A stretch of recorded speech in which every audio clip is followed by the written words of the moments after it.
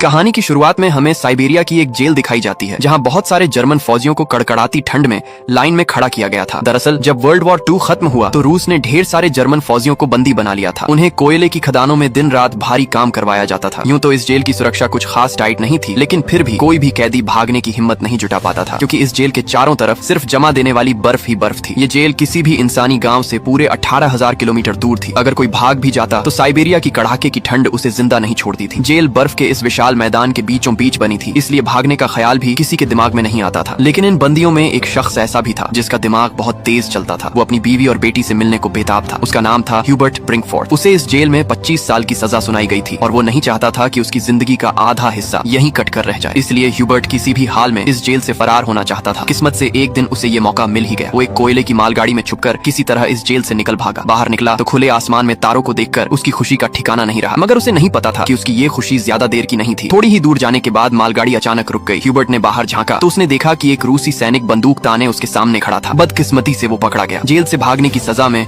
उसे एक खुली जेल के सेल में ठूंस दिया गया। यहाँ ठंड इतनी थी कि रात की बारिश ने उसकी हालत और पतली कर दी। उस सेल में उसे कुछ घंटे नहीं बल्कि पूरे 2 दिन गुजारने पड़े। 2 दिन गुजर जाने के बाद सुबह जेल का वार्डन उसके पास आया और उसे बाहर निकाला, मगर कोई सजा नहीं दी। बस इतना कहा, तुम्हारे साथी तुम्हारा इंतजार कर रहे हैं। उसे थोड़ी सी राहत मिली और जब ह्यूबर्ट अपने साथियों के पास पहुंचा तो वो सब डंडे और लाठियां लिए उसका इंतजार कर रहे थे। वो सब ह्यूबर्ट से बहुत गुस्सा थे, क्योंकि उसके भागने की वजह से पिछले 2 दिनों से उन्हें भी खाना नहीं मिला था। अब ह्यूबर्ट को वार्डन की बात का मतलब समझ आया। तभी बाकी कैदियों ने उस पर हमला बोल दिया और लाठी डंडों से उसकी अच्छी खातिरदारी कर डाली। इस पिटाई में ह्यूबर्ट इतना घायल हो गया कि उसे जेल के अस्पताल में भर्ती करना पड़ा। जेल का डॉक्टर भी एक जर्मन कैदी था। जैसे ही ह्यूबर्ट को होश आया, उसने डॉक्टर से कहा, मैं फिर से जेल से भागना चाहता हूँ और तुम्हारी मदद चाहिए। डॉक्टर उसकी हिम्मत देखकर हैरान रह गया कि इतना सब सहने के बाद भी ये बंदा नहीं रुका। एक जर्मन फौजी होने के नाते उसने ह्यूबर्ट को समझाया, इस जेल से जिंदा भागना मुमकिन नहीं है और अगर तुम यहाँ से भाग भी गए तो बाहर की कड़कती ठंड तुम्हें खत्म कर देगी। मगर सच ये भी है कि अगर तुम नहीं भागे तो भी तुम्हारा यहाँ मरना तय है। कोयले की खदानों में कार्बन इतना ज्यादा है कि वो हवा के साथ तुम्हारे शरीर में घुस चुका है और कैंसर जैसी खतरनाक बीमारियां तुम्हें हो सकती हैं। इसलिए डॉक्टर ने कहा, तुम्हें एक आखिरी बार भागने की कोशिश जरूर करनी चाहिए। फिर उसने अपने सारे गर्म कपड़े,